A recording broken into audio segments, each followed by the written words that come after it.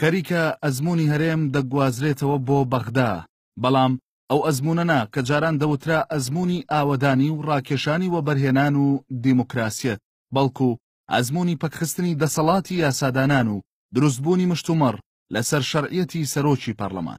هەفتەیەک زیاتر تێپەڕیوە بەسەرلادانی سەلیم جبوری و دۆ جێگرەکەی لەلایەن پەرلەمانتارە مانگرتوەکان کە بەخۆیان دەوت ڕاپەڕی و هەرچەندە مشتومڕ و تەمەومژی سیاسی و یاسایی زۆر لەسەر ئەم هەنگاوە هەیە و زۆرێک بە ناشەرعی دەزانن، بەڵام درێژەکێشانی غیابی جبوری و هەردوو جێگرەکەی لەسەر مێزی ئیدارەکردنی دانیشتەکانی پەرلەمان خەریکە بە کردەیی لادانی دەستەی سەرۆکایەتی پەرلەمان دەکاتە ئەمری واقع.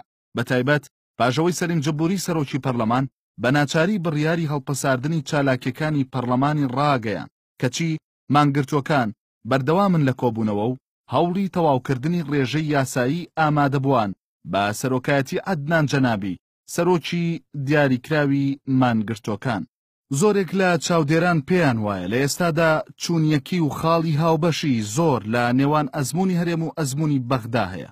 لە هەرێمی کوردستان سەرۆکی پەرلەمان یوسف محەممەد لە سلێمانی و پایتەختەکانی ئەوروپا بە ناوی پەرلەمانەوە قسە دەکات و چالاکی ئەنجام دەدات، بەڵام ڕێگەی پێنادرێت بگەڕێتەوە هەولێر و سەرۆکایەتی پەرلەمان بکات.